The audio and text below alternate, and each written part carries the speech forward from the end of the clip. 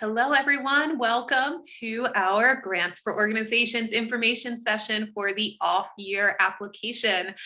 We are just letting some folks into the room right now, and we'll get started in about 2 minutes.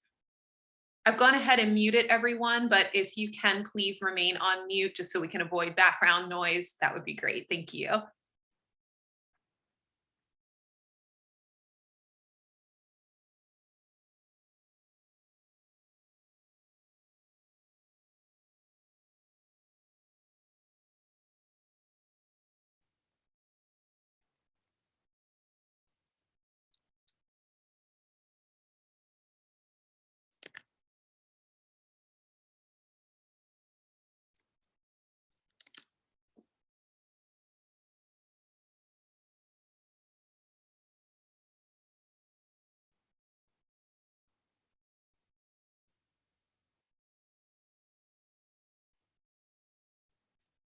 All right, well, it is 12 o'clock and it looks like our wait room is slowing down a bit here. So I'm going to go ahead and jump in so we can get to today's presentation. Thanks again for joining us. We're really glad to see you all.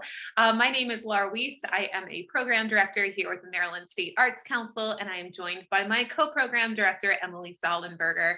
And we're going to walk through today our FY24, believe it or not, off-year application process for the Grants for Organizations program. We're going to start with a couple of grounding slides just to kick us off today. This is just a reference shot of Zoom features. You are probably quite familiar with them, but just so you can situate yourself, there is the microphone down in the lower left-hand corner. Please do stay on mute unless, of course, you are speaking so we can avoid any kind of background noise. The video is to the right of that. You can feel free to be on screen, off screen, however you are comfortable today. There is the chat function kind of in the middle, which Emily is circling. You can feel free to place questions, comments, anything like that in the chat. We'll also provide some links throughout there. You can send it to everyone. You can send it to just me, just Emily, whatever works for you, and we will do our best to get to those. There is the raise hand function under the reactions button. You can feel free to use that to raise your hand later when we have questions, and we'll be able to call on you. And there is also the ability to turn on closed captioning if you would like to do that.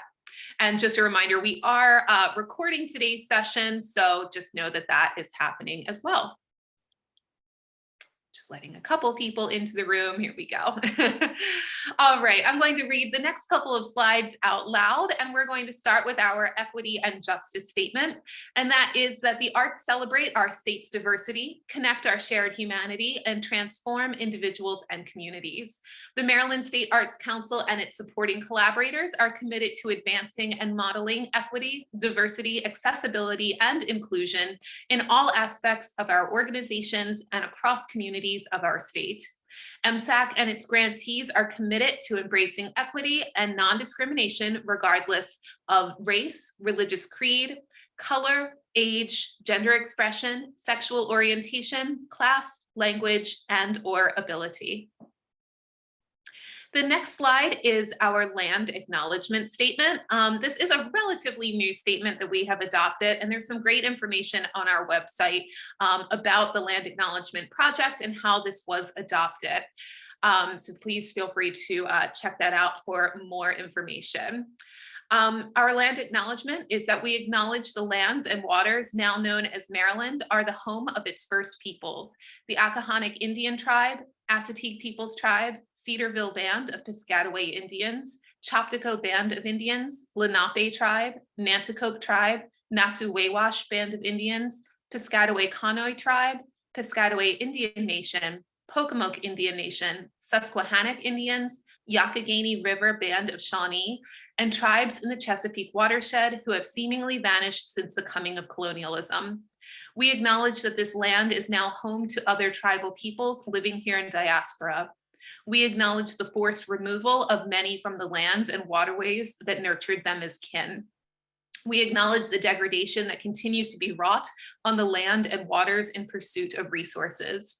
We acknowledge the right of the land and waterways to heal so that they can continue to provide food and medicine for all. We acknowledge that it is our collective obligation to pursue policies and practices that respect the land and waters so that our reciprocal relationship with them can be fully restored. The vision of the Maryland State Arts Council is to play an essential role ensuring every person has access to the transformative power of the arts. And we do that through our mission, which is to advance the arts in our state by providing leadership that champions creative expression, diverse programming, equitable access, lifelong learning, and the arts as a celebrated contributor to the quality of life for all of the people of Maryland. And we are currently operating under a 2019 adopted strategic plan. We're going to be going into a new strategic planning process in the near future. But this current strategic plan has 5 goals associated with it. And those are to increase participation, provide intentional support, build capacity, leverage connections, and bolster Maryland arts. And sessions like today's information session are really honing in on that goal too, to provide intentional support.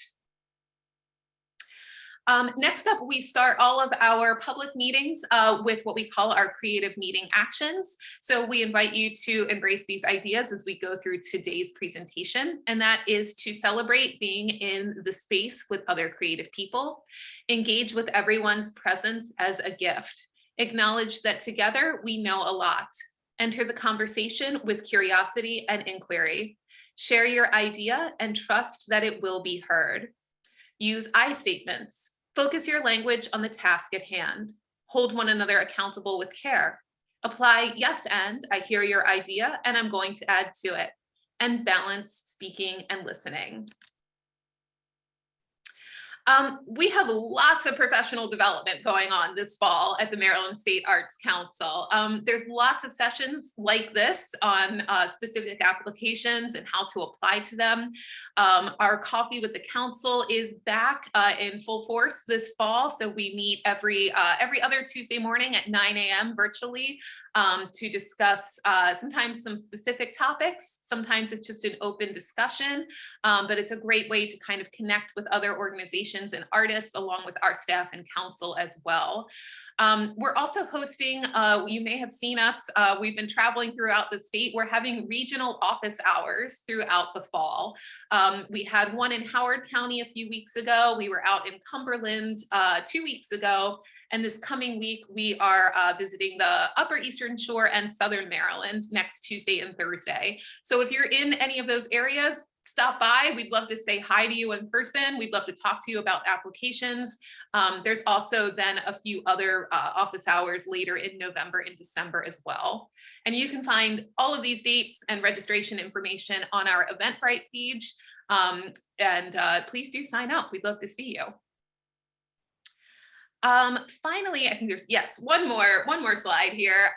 We're always looking for panelists for our different programs. And specifically, actually right now, we have our call for panelists for the Grants for Organizations program open, and that is due tomorrow. So if you're interested, we would love to see you apply. You would be working closely with myself and Emily to go through the on-year applications, to review those applications, to conduct those site visits. You all are very familiar with that process. So it would be a really great learning experience to be kind of on the other side of the table, if you will.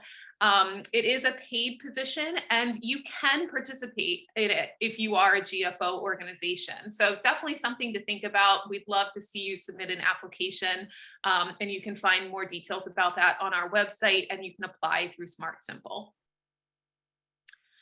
All right, I think that's all of our kind of informational slides to start today with. So today we're here to talk about the off-year application. We're going to review just the Grants for Organizations program as a whole, just talk a little bit about that, generally speaking. We're going to go through the timeline of what you can expect over the next couple of months, and what those next steps are.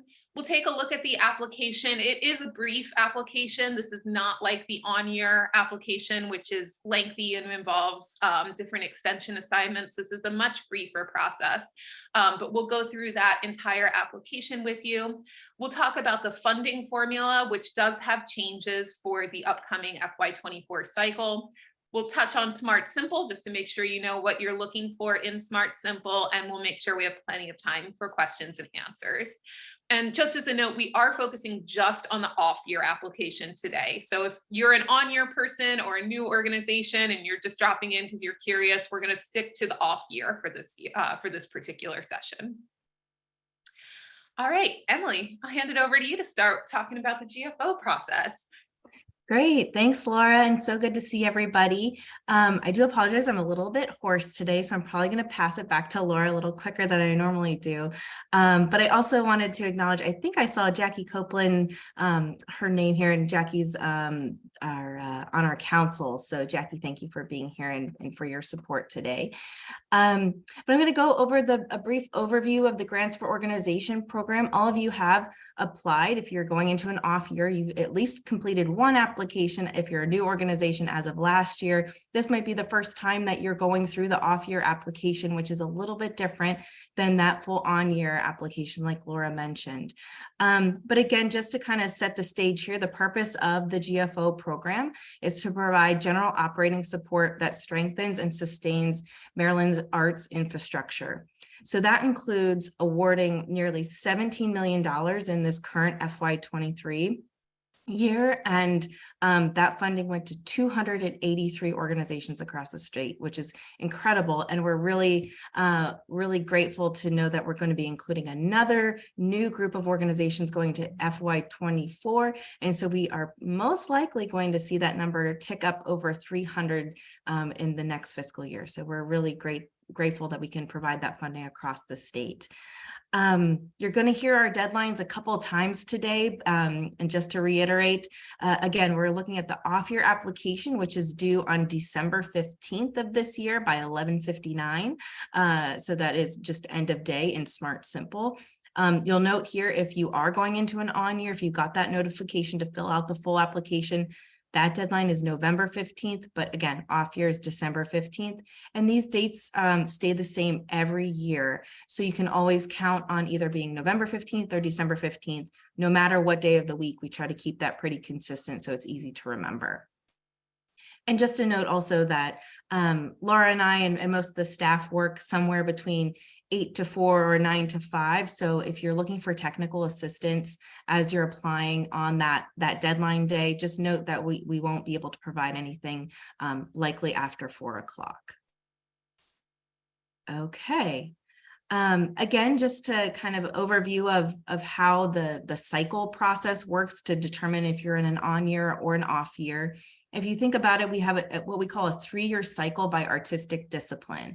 So when you're in an on year, that is usually because you're in an on year by that discipline. So you'll see below in bold, our on year disciplines this year are theater, service, folk and traditions, and multidiscipline B. So when you're in an on year, you're going to complete that full application, go through the full complete panel review process to get you a panel score, which then goes into your funding formula, which we'll hit on a little bit later. But in those 2 off years, when you're not in an on year by discipline, you're going to fill out this shorter application that we're going over today in an off year. So you can see by that, those that are bolded in FY24, if you're in an on year, your next on year will be FY27. There are times where we'll ask you to go in an on year, or you are welcome to go into an on year at any time. We'll just put you into kind of a multidiscipline group, if you will. But that usually is to just change your panel score. And we typically don't recommend that unless there's some reason behind it. But again, this is just kind of the 3-year cycle by discipline, what that looks like. And just a timeline of how this works throughout the year, the whole GFO process. Right now, we're in October, moving into November, quicker than expected, it feels like. But the application is open right now in Smart Simple, so you can access that at any time. I'm sure some of you have already started your draft and opened that up to take a look at it, which is great. So you can work on that through the end of November into December 15th when your off-year application is due. Once you submit that application, Laura and I will take time through January through April to review all of those off-year applications and the financials that you provide within the application.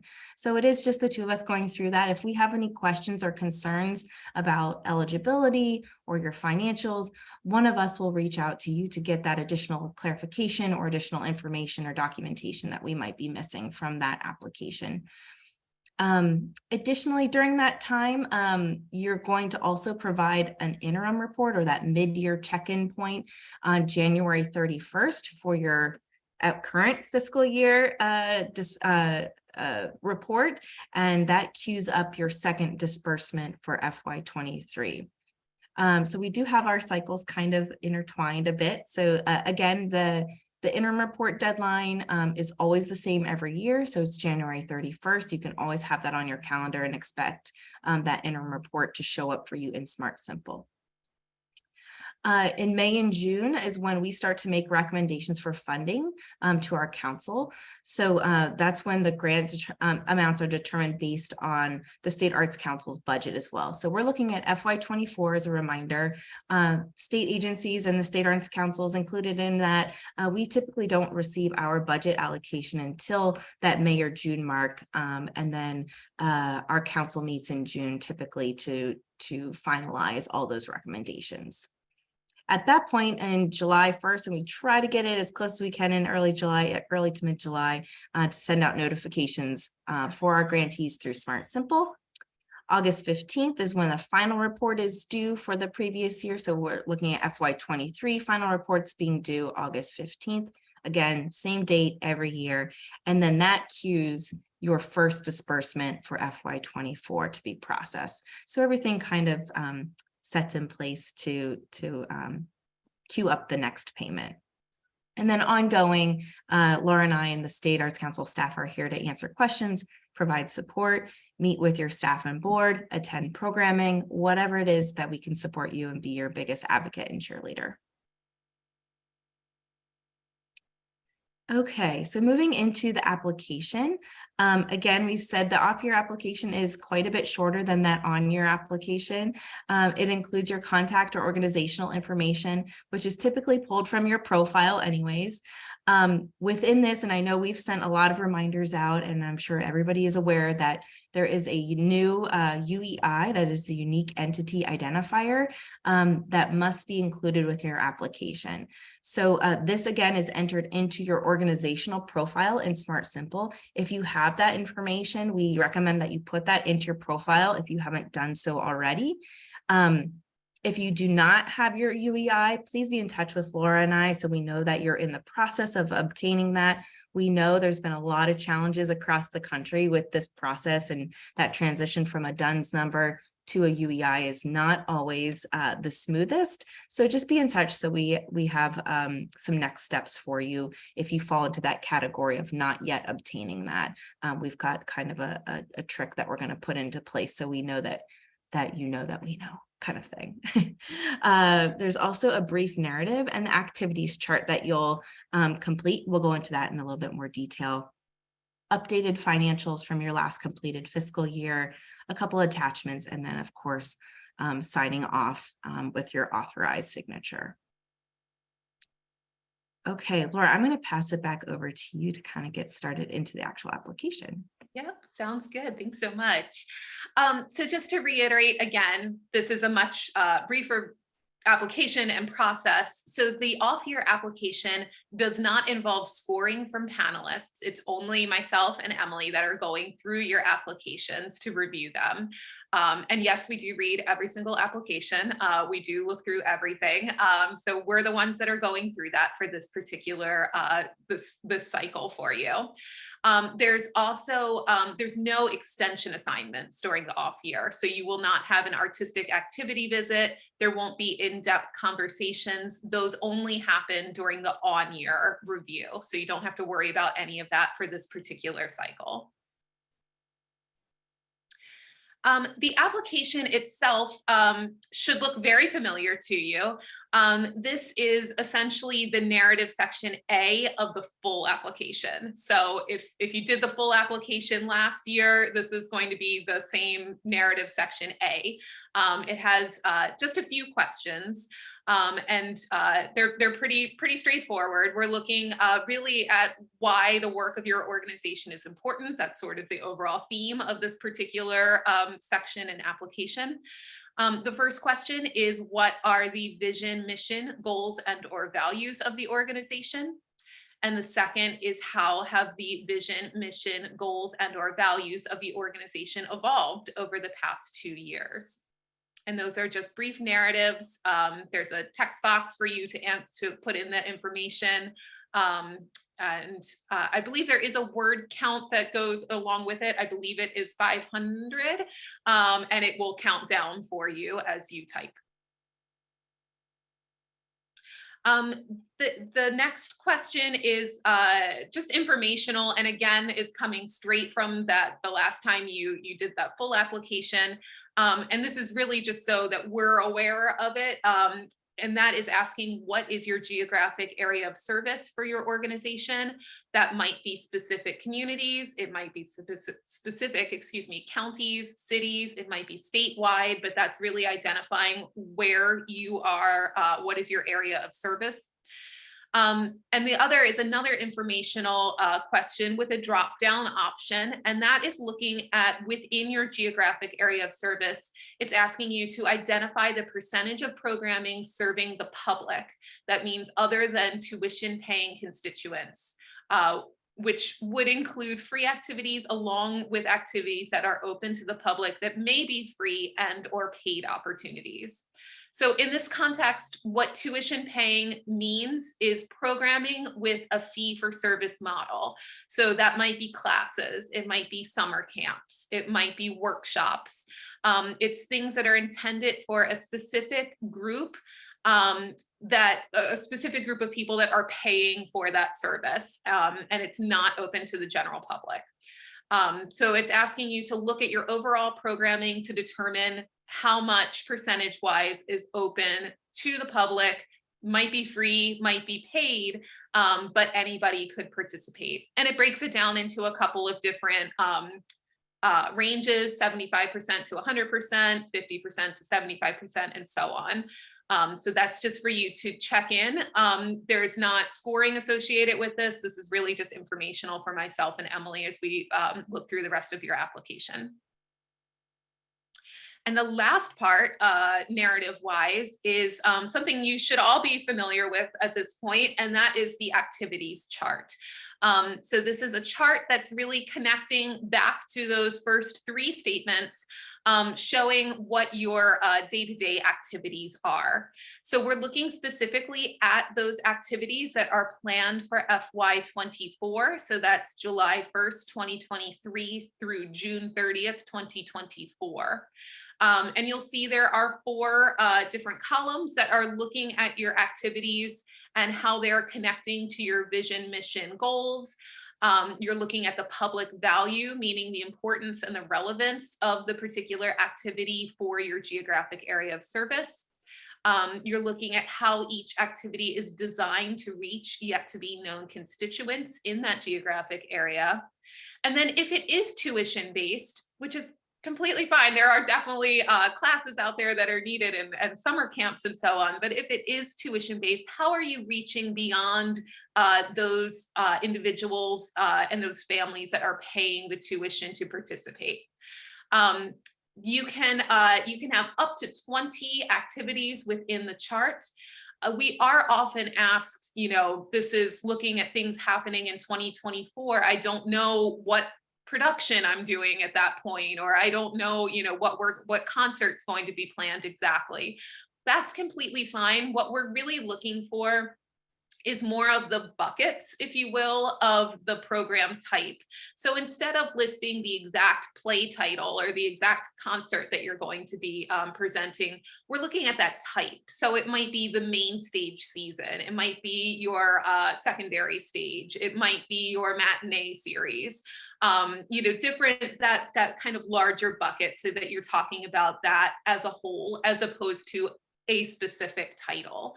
Hopefully that makes sense, but we are happy to answer any questions as you work your way through that. And that is the end of the narrative section. We told you it was brief, just a couple of questions where you can look at the off-year application really as an update to your on-year. So we're checking in just to see what's going on since your last on-year. So that's how we view those. With your application, there is the need for a financial statement. If you are an organization whose income is under $600,000 annually, all we need from you is a signed financial statement. So that can be just a simple profit and loss statement signed by your treasurer or your fiscal officer, whoever handles your finances. And that should be in connection to your most recently completed fiscal or calendar year, depending on what you run on. If you're a larger organization whose income is over $600,000 annually, then we do need an audit from you. And this should be prepared externally by a CPA firm. That again would correlate to whatever your most recently completed fiscal or calendar year is. One thing to note, and this is a new piece for this year, is that we understand that audits take a long time and that they often kind of run up against the November and December deadlines for the GFO applications. So if you are an organization that requires an audit, but you're not quite finished it by the December 15th deadline, be in touch with myself or Emily to let us know where you are in that process. We are extending the deadline for the audit only, not for your entire application, just to receive the audit, so that we'd have to receive it by March 1st, 2023. But you have to let us know about that so that we know that it's in process and that we can make those plans accordingly. So if you fall into that camp, just let us know so we can make sure that you're all set up for that.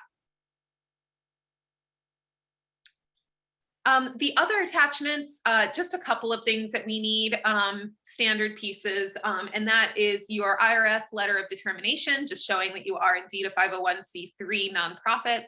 And also we need an updated signed W-9 form, and that is so we can process your payment at the end.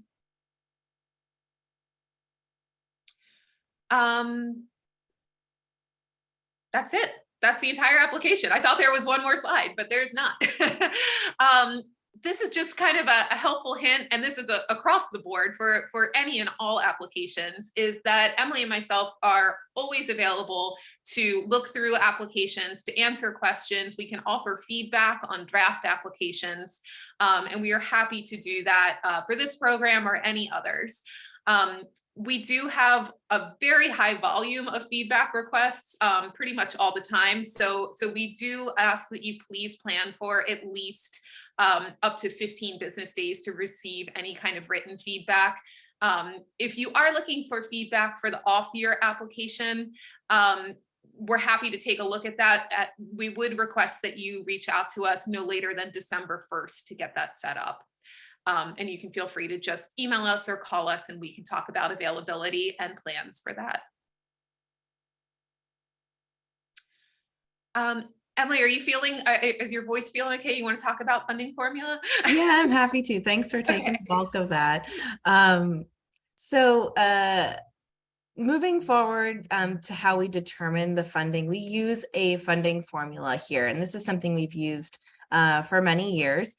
We take the total allowable income, which is what you provide in your financial statements. And when you fill out the financial table in the application, there is a specific subsection that comes to the total allowable along with non-allowables and then your total. So what we are really looking at when Laura and I are cross-checking financials, is that we have a really good understanding of what your total allowable income is, because that is so important to determining your funding formula and your grant award.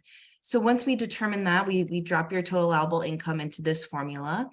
And then we take the panel score percentage. So again, when you're in an on year, this is when you go through that panel process, and the panel will give you your new panel score. And then in these off years, we carry that percentage forward. So essentially, you'll have the same panel score for 3 years in a row. So your on year, your 2 off years, and then when you go back into your on year again, you'll get that new panel score. Then we multiply that by a cap allocation percentage, which is really determined by the State Arts Council budget that we receive annually. Again, this is why we can't figure all this out until the end of the fiscal year, right before FY24 starts, along with what your organization tier is. And this is the new piece to determining the funding formula this year. So in the past, the cap allocation has been the same for every organization, whether you're $100,000 or a $10 million organization. This year, we're moving into our equitable funding formula. So this cap allocation percentage is going to change a bit. There is an example here at the bottom of your screen. So for example, if your total allowable income is $500,000, you have a 90% panel score, and your cap allocation is, say, around 7%, you can expect to see your grant award to be $31,500. So moving forward into that cap allocation piece that's changing new this year. So we went through a process, an editing process for the funding formula a couple years ago, and it was recommended that we move to this new formula and this new model over the course of 5 years, starting this new year in FY24. So we're looking at the first step of a 5-year transition here. So again, the allowable income piece and the panel percentage in the formula that you can see above is going to stay the same. The cap allocation is going to adjust a bit. Instead of being the same for everybody, we're looking at putting folks into a set of 5 different tiers. So your cap allocation is going to be determined by what tier you're going to be in based on your budget size. So as you see here on your screen, tier 1 is our organizations that have a $50,000 to $500,000 allowable income number. Tier 2 is $500,000 to $1.5 million. Tier 3 is $1.5 million to $5 million. Tier 4, 5 to $10 million, and tier 5 are organizations that are 10 million plus. And you'll see over the course of 5 years, we're trying to get to a place where tier 1 will be at a cap allocation of 15% or close to that range. And our tier 5 folks, our largest organizations, moving to somewhere around 4% at the end of our 5-year transition stage. So again, we're in year 1 and we're moving through some goals that were set by our editors and recommendations. So you'll see here that a couple of things that we're thinking about as we're moving forward into determining your funding is that in year 1, we're looking at grant cap amounts of $1.4 million. So those would be our folks that are in likely that tier 5 that would be in that level. So it's not going to be as applicable to everybody, but just to note that we're moving to a place where we are getting to in year 5 a $1 million cap at the end of this transition time. But year 1, we're starting with 1.4 million. A couple other transition priorities over the course of this 5 years is that our tier 1 folks increase their percentage at a faster rate during the 5-year transition. So again, those are our smaller organizations increasing their cap allocation a bit higher. Tier 2 increases steadily over 5 years. Tier 3 remains stable during this transition, and tiers 4 and 5 do not decrease at a rate greater than 1.5% annually. And that just kind of helps us maintain a kind of this shift that doesn't show any huge dips and valleys here during this transition time. So I'm just going to stay here for a minute, just so we've got that information here.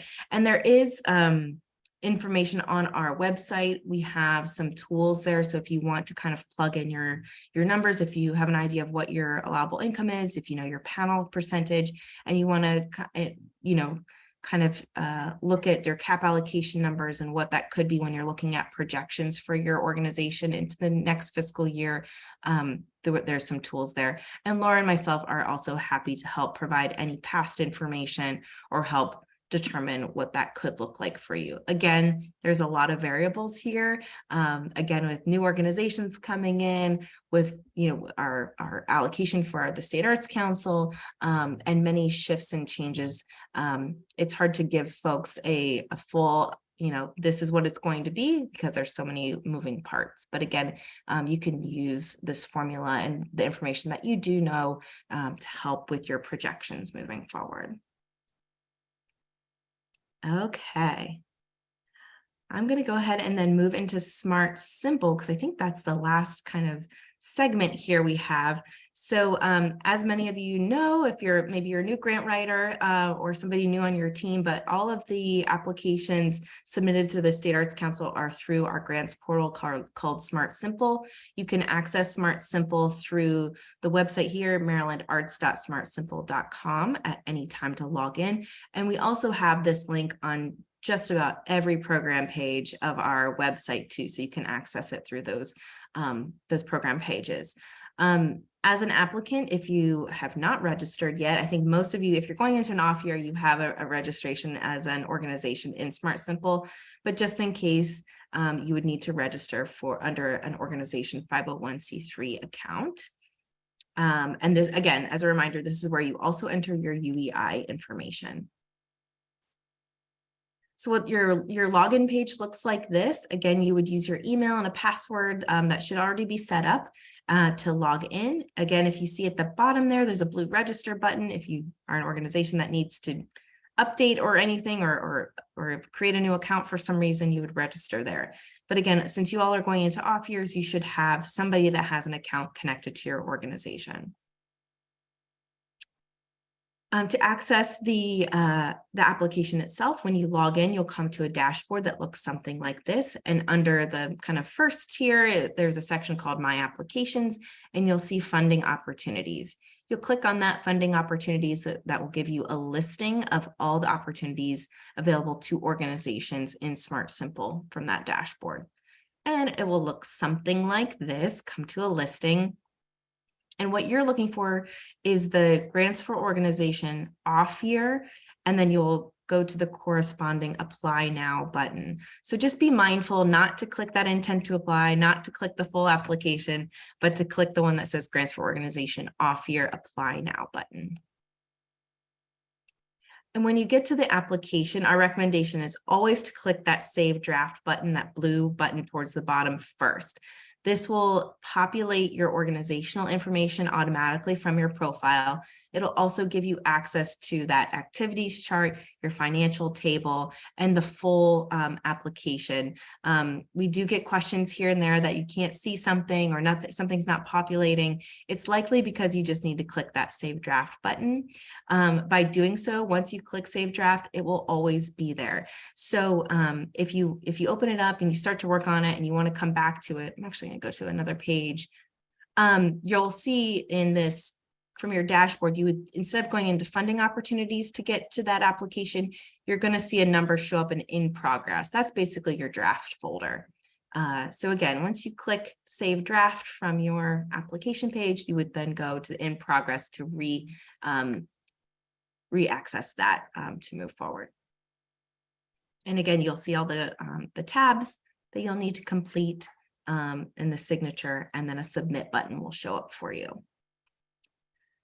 Okay, and then finally, again, reminder, December 15th by 11:59 is the deadline for the off-year application. If you have any questions as you move forward, you can reach out to Laura and myself. And again, another friendly reminder here, we do have that arts relief funding that is coming due on Monday, this upcoming Monday, October 31st, also by 11:59. I'm sure you've heard from Laura and myself about this additional funding on top of your regular GFO funding allocation. So again, you do need to apply for this for additional funding by October 31st. It is a separate application that you do need to complete. Again, if you have any questions about the arts relief funding, or ARGOS as we call it for short, do be in touch with us over the next, today, tomorrow, as you are going to complete that additional funding application. And I think everybody probably has our email addresses, but just in case, here they are, and you can also find them on our website. Okay, so I think we've got some time for some questions. I'm just going to leave the deadline date up there, and I see there's stuff happening in the chat, but feel free, if anyone has questions, please use the raise hand function. We do have a fairly decent group here, so I think that would be best, or feel free to add to the chat.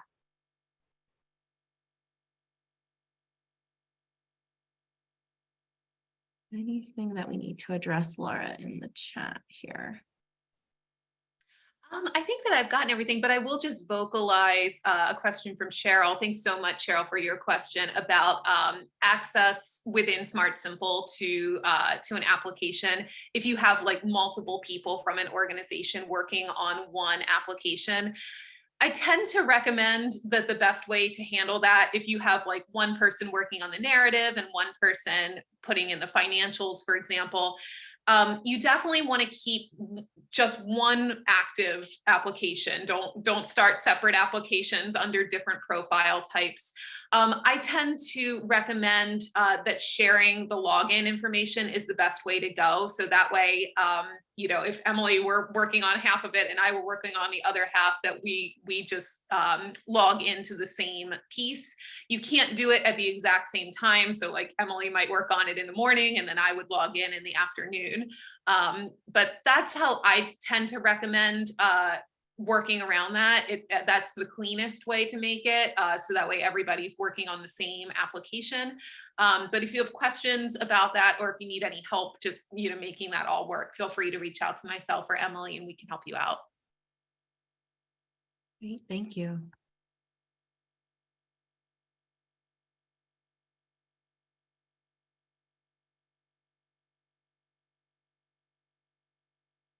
And I did just drop, somebody asked for our mailing address. I did drop the link into the chat for anybody who does not receive our emails already. That very long link to Constant Contact is what that is. Yeah, and there's also a question, Joe, can you share the presentation with the group for future reference? Absolutely, we are recording this, and we will post the recording and the slide deck to the website next week, and we'll also send it out to our lists as well.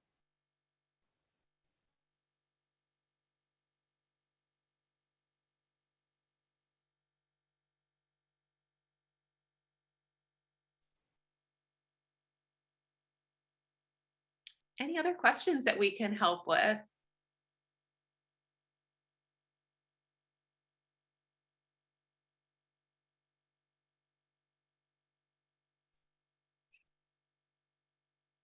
Great. And thanks, Shane, again. Yes, the ARGOS, the Arts Relief Grant funding. Thanks for bringing that back up. That's due October 31st. That's this upcoming Monday by the end of the day.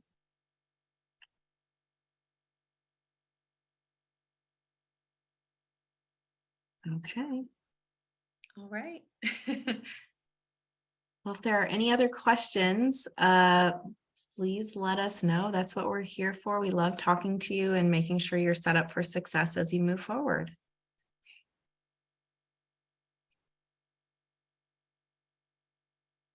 All right. Thanks for the love in the chat, everyone. Yes, thank you so much, everyone. And if you have any questions, don't hesitate to reach out to us. All right. Good to see you all. Bye, everyone. Have a good afternoon.